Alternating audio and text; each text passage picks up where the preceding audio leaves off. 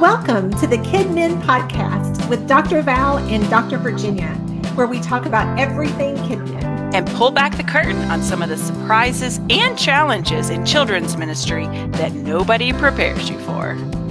I'm Dr. Val, and together we have over 45 years of experience in children's ministry. I'm Dr. Virginia. Valerie and I met over 10 years ago in our doctoral program at Southeastern Baptist Theological Seminary. We are excited to share with you all the great stuff that we have picked up over the years. We want to minister to you, the children's minister. Welcome, friends. We are so glad that you have joined us today. Dr. Virginia, did you have a great holiday season? Yes, glad to be back from our holiday hiatus. Our unexpected holiday. Yes. We had so many plans of like all this stuff we were going to do. We did. We really thought we thought we had it all together, and we really thought we were going to be able to do so much.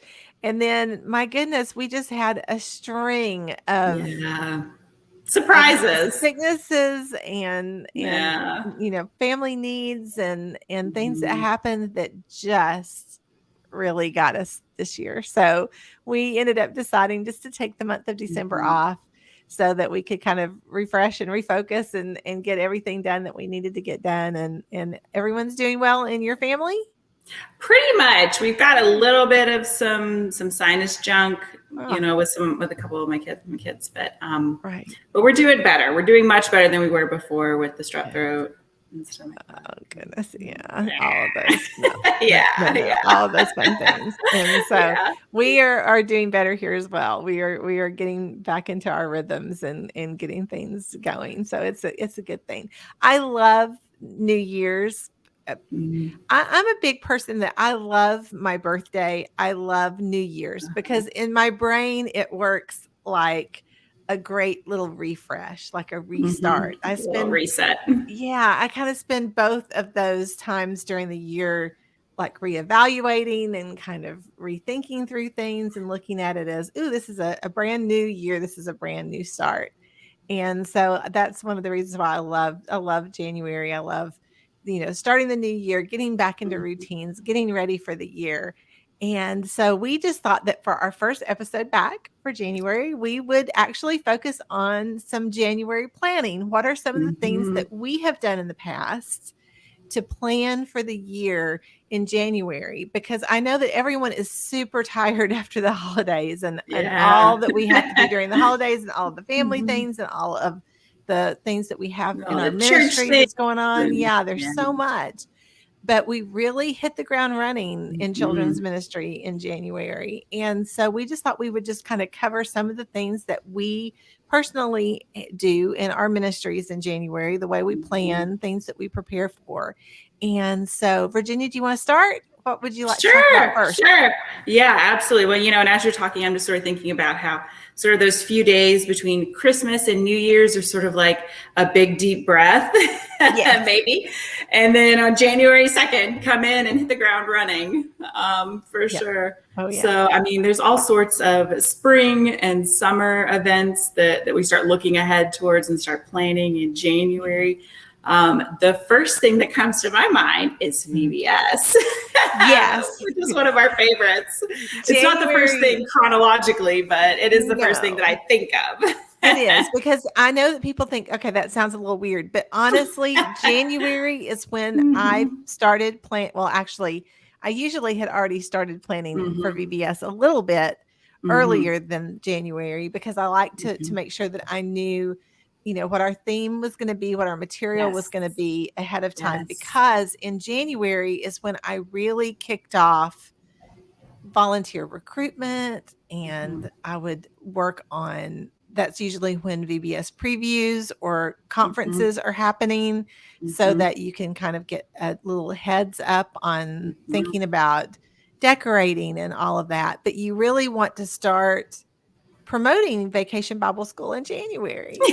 Yes, because January is whenever I like to finalize and recruit all of our key leaders. So I like to have like a a crafts director who's going to be, and even if they are teaching a class, they're still kind of that primary point person for all the other crafts teachers, right? For gathering supplies or asking questions or disseminating information. And so I like to recruit those key leaders. So have my crafts director, my Bible study director, my rec director. And just like you said, in years past, I've gone to VBS preview in January. Right. So not going this year, but in years past, I've gone. Mm-hmm. And so you're right, just kind of laying a lot of groundwork for that, because especially I feel like for me, I felt like the key was those key leaders. Right. Because if I can get them in place early, then they can be a huge help to me in building out those volunteer teams. Yes. Whether it's them remembering, oh, hey, I remember a couple of years ago, Sally helped with crafts. Can I go ask her? Or I come to them and say, hey, have you thought about asking this? Like, could you talk to this person and see if they'd be interested in serving in your rotation? And so having those key leaders in place early is just such a huge help in the coming months with volunteer recruitment and just different organizational and administrative preparations. Right. And so getting those people in place in January, I have found to be like a huge help.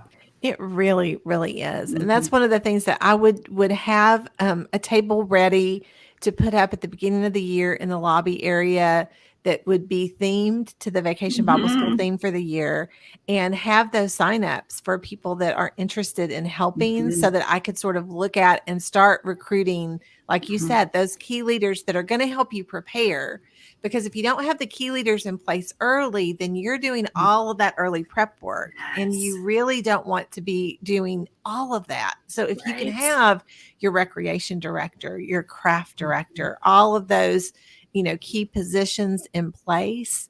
A lot of times I'd like to try to find my Bible study leaders at that point, the key people that are going to be in charge, so that not only can they come with you to a VBS event, if you're choosing to do a VBS event, but also because that gives them all of these months to help you prep, to help get supply lists together, and to help start to think about ordering things and setting things up. And then, as you say, they can begin to try to recruit their friends to come along and to help. And so that's going to be a huge help for you too, because it's going to just get everybody excited, starting to think about Vacation Bible School. Yes. Not to mention, it was a good time to promote VBS dates so that people can have those on their calendar and be ready. Because if you just put it in the bulletin, or if you just put it on the screen, people don't even notice. Are not thinking about Vacation Bible School. But if I did something fun, like, for example, if it was like an island theme, then having the decorations up and maybe having something fun to hand out. Your tiki lights and your name. Yeah, and have all of those little things, so that it gets them excited, but it draws attention, so they can go, oh, wait, I need to put those dates on my calendar. Or, oh, I need to make sure I can remember this. And you catch it really early. And that just gives you a great jump start for your year, getting people involved, getting people excited about it. And so it's a good time to do it. I didn't do, I always, like I said, we would usually go to VBS preview at some point with the key leaders. But now I didn't do my Vacation Bible School training for everyone until later in the year. Yes. So it doesn't mean that you have to be ready to do your training and have everything ready, or even all your material ready. That's not really what the January prep is for you to have prepared. This is more just getting those key leaders in place and letting people know your date, that kind of thing. Exactly. Yep. Yeah. Big picture planning for VBS. Yes. Well, we're talking about summer, so we could just jump straight into camp as well while we're talking about it if we wanted to. And I know people are like, wait, why are we doing all of our summer planning in January? But just to kind of, as we're thinking about summer, VBS and camp are always the two big events, for the summer that really need a little prep ahead of time. Attention. Yeah. And so even though I typically would plan where I was going to camp and what type of camp I was doing during the summer, at the summer before. Yeah. So if we were doing, like, for example, and I did a lot of different types of camps over the years. I would sometimes go to a specific camp, like maybe a Centra Kids camp. Sometimes I would go to our state association camp. At some churches, that was sort of our routine, or our tradition was to go to our state's camp. And then some churches that I served, we had our own camp. So we actually had a campground that we would go to. So prepping for camp for the next year really began in any three of those scenarios during the summer before, because I tried to go ahead and hold our spots as soon as possible at, however I was going to be doing that, whether I was booking a camping location or whether I was saving spots for Centra Kid, the place that we wanted to go, the closest one, or if we were going to go to the state camp, I wanted to make sure I had that ready. But again, for me, January was a big time to sort of promote camp and to start finding out who was interested in attending camp. Start getting those deposits, start getting those initial registrations. Yeah. Right. And so just kind of letting people know. So sometimes it was kind of cool because, again, if I was doing like a VBS promotion in January where I was setting up a little booth or something, I might also kind of add a camp one to that too, to have people start just to start to gain interest, to let people know those dates as well. This is where we're going. This is when we're doing it. And to have people start to, just to sign up and to start getting those things, because those deposit times for some camps and things come really quick. In February. Yeah, they're February. And so you really have to kind of get the parents started, because if you don't give them a heads up, they're not going to be prepped. And so then you have those kinds of issues. And so you want to make sure you have already kind of checked in with parents and maybe even scheduled a camp meeting for sometime in January where you would have the parents come in just for you to go over camp, explain camp, to give them that kind of information. And so that's a good thing to have early, because for a lot of parents, it's really hard to come up with that money quickly. So they need to have time to be able to have some warning. Yeah. Right. Yeah. Cause I would often see, the camp, initial deposit deadline, usually sometime mid-February. And so I would usually try to schedule a parent meeting towards the latter part of January. Right. And I would like to try to sort of stagger out some deposit deadlines throughout the spring as well. That way it's not like, okay, give us your initial deposit, then give us like a giant chunk later or whatever. Right. And I know like at my church now, they've already started doing camp fundraisers. They did like a poinsettia fundraiser or at Christmas time for camp, and like kids are already signing up for camp. They're already giving their deposits. And so, Yeah. And I usually would talk to the Sunday school classes during the holiday season too, about if they were interested, because we would often have senior adult classes or adult classes that wanted to sponsor kids for camp. So to get an idea of how many scholarships I might have, or what, what we were looking at in that area, was always super helpful too. And again, that's something you have to know really early, because if you don't get those spots in, right, and most of the camps are really great to let you reserve. And then when you are actually sending your deposit, if you don't need that many spots, they are good, or they'll let you add, they're usually pretty flexible. But I would try to guess a little more when I initially made that reservation than I typically took, just so I had a little bit of wiggle room, not a lot, because I didn't want to take up more spaces than I really thought I would need. But most are really flexible with that. But you do have to watch those dates though, because they do have very specific dates of when you have to cancel by, or you do end up having to pay that deposit. So you want to be really, really careful about that. Right. And I'm hopefully maybe in the next, few weeks, maybe we can do just an episode on camp. And talk a little bit more about it. But I felt like when you were talking about Vacation Bible School, I was like, oh, we have to mention camp for a second. Yes, so don't forget that you have to kind of be thinking through camp. So Yes. All right, what's next? Well, I guess we can work backwards and go to some of our spring events. Yes. So Easter being one. And so thinking and looking ahead to Easter and Easter plans, the churches I've been at have always had really big Easter services. So it's like, I want to be prepared with plenty of volunteers to handle an influx of kids.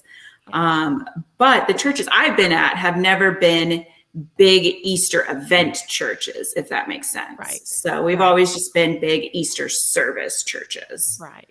So. Yes, I've been in both, where I have attended both where we've Mm-hmm. had the big Easter events. Personally, as children's minister, we did not typically have Mm-hmm. the big children's Easter event. Like you said, it was more focused on the church service and on Easter Sunday being, Mm-hmm. being the focus, as opposed to doing Easter events. But I have attended churches that have had the big Easter events before, and they Mm-hmm. can be very successful because people Mm-hmm. always do like to get out and do those types of things.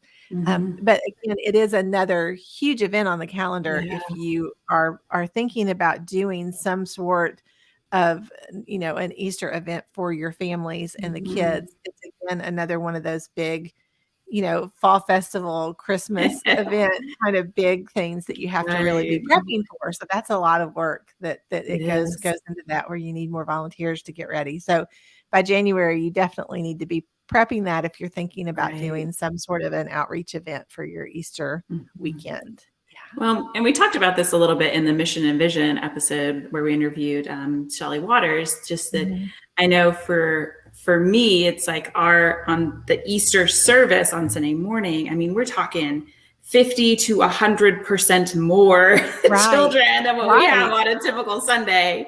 So having sort of all hands on deck with our volunteers Sunday morning, and when it's like thinking through, okay, my volunteers have a limited amount of energy and a limited amount of time. Yes. I want them, refreshed and ready to go on Sunday morning. And so, for us trying to stretch them out to do say a big Saturday event, or we have this huge Sunday morning and we're going to do a huge Sunday afternoon event. So just, for me, it's never worked out with, my manpower, my volunteers and my people to try to do a huge event back to back with what often is a huge Sunday morning. So I want my people to be prepped and ready on Sunday morning. And that's not to say that that's necessarily how it would work for every church everywhere, but that's just always how, how I've looked at it and how it's sort of worked out in the churches that I've been at. So, yes. Yeah. Well, and that's one thing for me that's always been a little bit different about Easter, because it is such a big attendance Sunday. But unlike Christmas, where Christmas we typically had family services, so we didn't have any kind of event for the kids in the children's ministry on a Christmas Sunday morning. But for Easter Sunday, it was typically our normal schedule. We still had our usual schedule. We might have a few extra services to kind of fit everybody in, because it is such a big attendance Sunday. Or try to do something extra special on that Sunday morning to make it special because it is Easter. But So so it is one of those where you still have to have your volunteers, you still have to have your leaders in place. Everyone has to still be there and be prepared for extra, because that's usually when grandparents bring grandkids and when families come in from out of town. And so you really do have to be prepared for that. So Easter is a big one to start thinking about in January. What is your church going to do? And what all are you going to need to be doing to get ready for that? And so that you are prepared for it, for sure. Yeah, absolutely. Yeah. Mm-hmm. Well, and for me, and I know at the last church where I served, Valentine's Day was always a big event for us, because our church had a Valentine's banquet for the parents, for couples. Well, not just parents, but couples. Yeah. So all the couples in the church would get together, and they would always do a big Valentine's banquet. So basically what I would do is to have a big Valentine's event for the kids. So running at the same time as the one for the parents. So that way, when the parents came, they had a place to bring their kids, and then they could go and enjoy the banquet, because like I said, the church really did the banquet big. Like, it was always really nice, and they always had incredible food, and they made it, they made it romantic for couples, like, so that they had a special place to go, but to be able to spend time with each other. And so it was always a really big deal. So we always kind of did this really big event for the kids as well. And so it was, again, me having to kind of prep to make sure I had the leaders in place, but also because for me, anytime I had the kids, it was never childcare for me. Like, I was never going to have it just be childcare. We weren't just going to throw a movie in and just do that. Now, a movie might be part of the event, but it wasn't just going to be childcare. So I always tried to come up with like a Bible study, a lesson that was taught, crafts that was done, snacks that were special. We usually got pizza and things for the kids so that, they had dinner too, so the parents didn't have to feed them before they came for their dinner. But so for me, prepping for that big Valentine's Day event was really important. But it was also fun because it was interesting to be able to kind of come up with a night for the kids that was unique and special and not necessarily themed for Valentine's Day, but still be able to give them an opportunity to have a Bible story and to be able to do, a craft and to be able to do activities together and to kind of have a fun night. And so I always tried to kind of set it up in that same way that we would do those family Christmas events or a fall festival where we sort of had the different craft areas and they would rotate around and they would, do different things, kind of things. But it was always a fun event for us. So that was always included in my January planning too, was to make sure I had all of those little final things ready, for our big Valentine's Day event. So how did you source your volunteers for that? Because I imagine a lot of your regular volunteers are probably attending the banquet. So how did you find people for that? It was one of the great things is that some of the senior adults, maybe the people that were not married kind of enjoyed doing that night because it gave them an opportunity to be able to minister to the church and to have the couples be able to have that special night. So a lot of our senior adults would help out. I had a lot of college students that would help during that night because of that.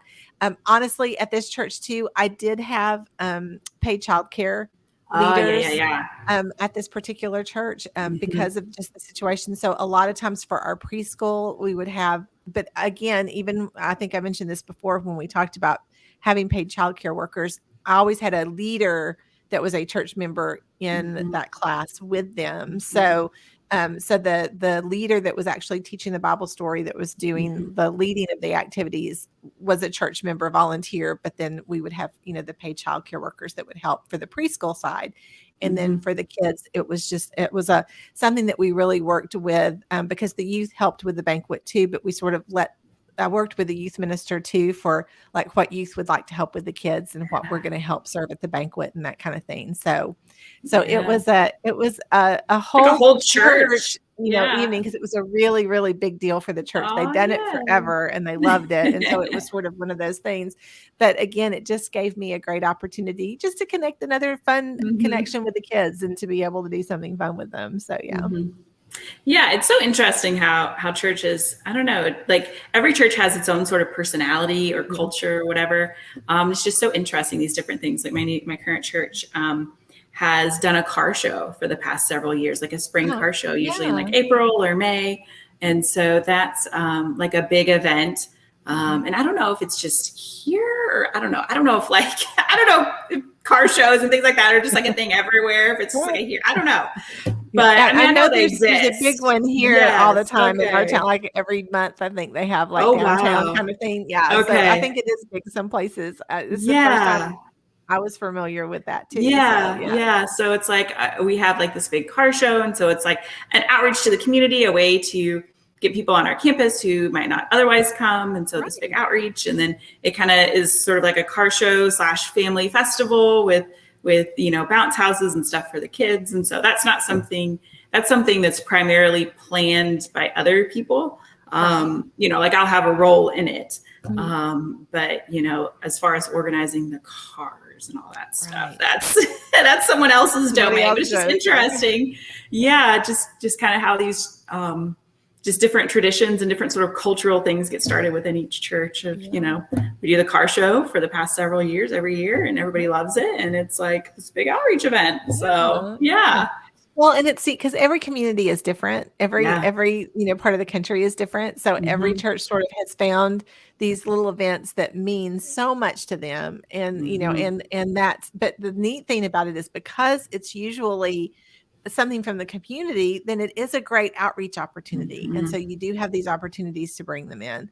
So there are some of those events. And sometimes we are, as children's ministers, when we are part of this community, it may not be an event that we just love or think is just best, but it's just know anything about like cars. Yes. And so, you just kind of, you go along with it. But what I've always tried to focus on, even if it's an event that I didn't think was, that great or that I really wanted to participate in. I wanted to make sure that if I did have responsibilities for the children for those events, that I made it an opportunity to connect with them and to build my relationship with them, but also to find a way just to give them a moment of connection with the Word of God and to grow in their personal relationship with Jesus. So even if the event wasn't necessarily something that was going to be focusing on our spiritual growth, I tried to figure out a way to tie that in with what the kids were doing. Yeah. So that we could do that. Because again, I worked really hard to never just have childcare. I wanted every time they walked onto the campus, somehow they received some little connection. Yes. To the gospel, some little connection to the Word of God. Yeah. So yeah. So that's awesome. Yeah. All right. What's next? Another spring event is baby dedication. I know oftentimes that gets done on Mother's Day.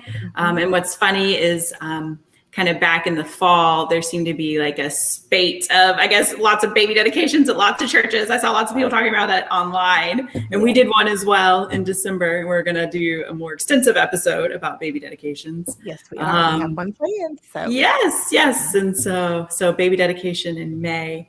That's something that usually around March really is whenever I start kind of, looking around, trying to figure out, okay, who's had babies, where are all the babies, start running some reports in the computer, and looking around to figure out what families would be interested in baby dedication. Right. Well, and you mentioned Mother's Day, and I think just thinking through what you want to do for Mother's Day and Father's Day for the year is always a really good thing, just to kind of go ahead and have that on your calendar so that it doesn't sneak up on you, because a lot of times those events can. Yes. And I just always like to do something little for our moms and for our dads for Mother's Day and Father's Day, whether it was just literally just muffins for mom or muffins with mom and then donuts with dad, or just something really simple where I would have muffins at the front so that they could grab one when they just drop the kids off, and dads, just to let them know we appreciate them and we're thinking about them. And then usually I try to have activities that day where the kids were making something for their mom or for their dad, whether it was just a little note or making a card or a little craft or something, just so that they were kind of walking away with something special on Mother's Day and Father's Day from the children's ministry. I know that it's tricky when you're looking at doing something for moms and dads in the worship service, because we have to be so mindful of our entire church family and how much time we want to spend on that. In the large worship service is something that your staff really has to sit down and think about and talk about. But I always felt like for families in the children's ministry, just to have that little nod to them, just to show a little appreciation to each of them on Mother's Day and Father's Day, was always something that I just wanted to make sure that I included in our year. So appreciated. And I think too, we also have to think ahead and be sensitive to, single parent households, blended families, that sort of thing as well on Mother's Day and Father's Day. And a lot of times we kind of already have an idea of families, in our ministry who maybe fall into those categories. But, having extra crafts, for kids in blended families and they've got a mom and a stepmom, having a plan if maybe there's no mom. And so just kind of having a plan as well for some of those blended families and making sure those kids can feel included, in whatever activities we're doing, regardless of their family structure. Right. Yeah. It's a balancing act that we have to kind of do, because we don't want anybody to feel left out or someone to be reminded of something painful. But we also do want to show our appreciation and to be able and to give recognition for them as well. So it's this very careful balancing act that you do have to do. But if you are very familiar with your families, if you're familiar with your kids, and that's going to help you as you try to kind of navigate through some of those things.